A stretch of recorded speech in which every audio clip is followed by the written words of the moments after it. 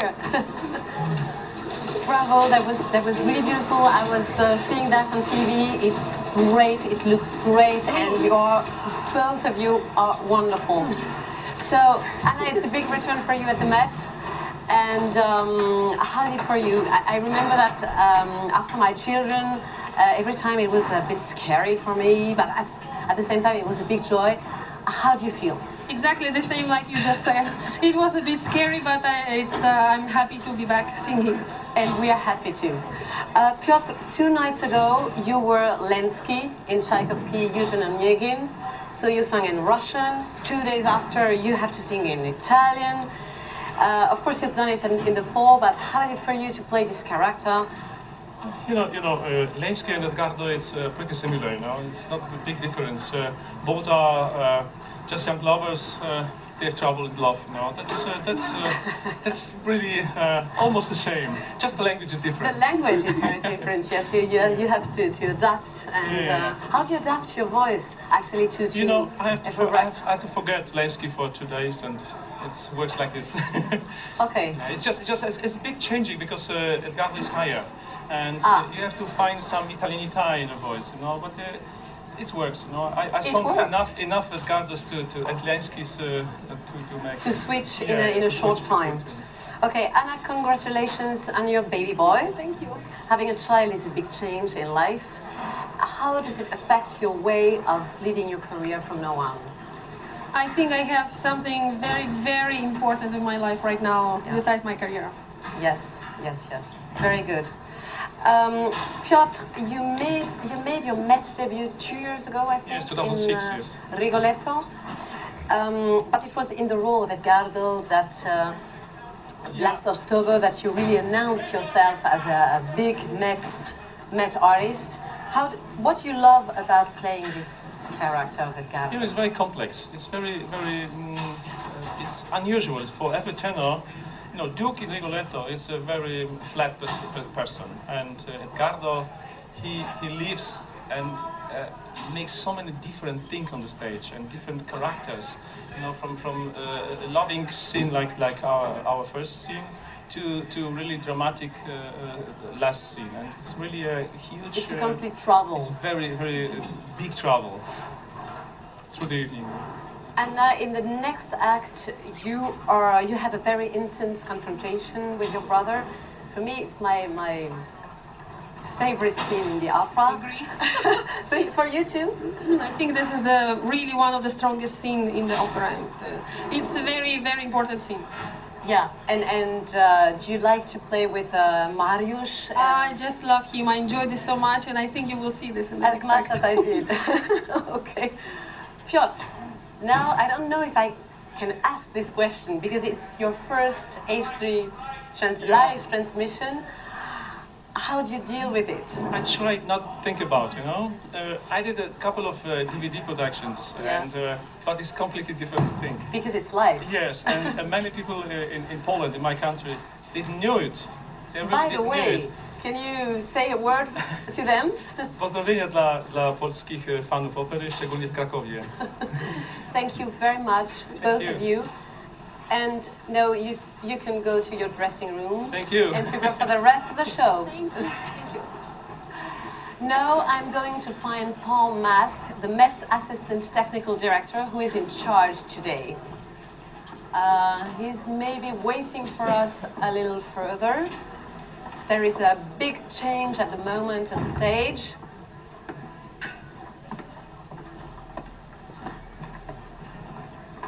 Where are you, Paul? He's over there. I can see him. Hi, Paul. Hi, Natalie. As we can see, there is a big set change. Yes. Would you talk us about it? Well, the first thing that happens when the act ends, the performers exit the stage, and we have to take apart all the lighting equipment that lights the backdrop. And then we take the backdrops down that make the trees and the sky behind, and we store those high in the flyloft overhead. And then we break apart the heath, all of these pieces that roll, go straight up stage, out of the building onto trucks that are parked on Amsterdam Avenue. The Met is a big stage, almost 50,000 square feet, but we're still out of space. So the stuff goes right out of the building until the next time we perform the opera. And you store it in New Jersey, somewhere in New Jersey? These containers join 1,000 other containers of Met scenery in New Jersey. Okay. So, once that part is over, we have to start to set Act 2. And Act 2 is an indoor set. It's a box, it's got walls, and it's a room in the castle. So, the walls are very high. We have to put the top of the walls up in the air first, and then we bring out the rest of the room, which is already set on the far side of the stage, way stage right. It has the furniture in it and all of the props we use in the scene. So once this is all clear, we'll drive that wagon out. It will meet the walls that will hang. Hopefully. Of course. It's all carefully planned. Yeah. And then we're ready for Act 2. And what's the system for keeping track of all these puzzle pieces? Well, we have about a year before the premiere that we start working on this. And all of the planning of the scene change you're seeing happens on paper ahead of time. We use blueprints and drawings. Everything has got a number and a letter and codes. We know what goes in which truck. And it looks like chaos, but we actually have it organized. And how long will it take to make this transition? We'll make this change in the 20-minute intermission. And it's a challenge because it's a big act change. And you have only 20 minutes. We'll have only the intermission, yeah. And you have to adjust the lighting as well. Yes, of course. The lighting is special for each act, and the sets are very different, and the lighting equipment actually has to be focused for the act itself. So as soon as the Act 2 set is together, the electricians will jump on it and focus all the lights we need to light Act 2. It's something that we do on the intermission between the two acts. We do it every day. And what are some of the specific challenges for this particular production? Well, this is a big production, and unlike other productions of Lucia, Act 1, Scene 1, and Act 1, Scene 2, the music is basically continuous right through. So we don't pause for a scene change, and we have to have both scenes ready to go at the same time. We are seeing sets for some operas other than Lucia over there, for example. Sure. What is it? And well, tonight in about 6 hours we have Rigoletto. So it has to be ready. It's ready to go, and La Rondonnée is back there. Monday night we have a performance of Eugene Onegin. It's a never-ending circle of opera here. Thank you very much, Paul. Great. We'll see you later. Okay. Mary Zimmerman is a theatre director who recently turned her attention to opera. She directed me in this production of Lucia when it was new to the Met last fall. And we've just started rehearsals for a new production of Bellini's La Sonnambula. Hi Mary, come here. Hello. Hello. Nice to see you since yesterday. Since a few hours ago. Yes. So, you won a Tony Award for your theatre direction. Yeah.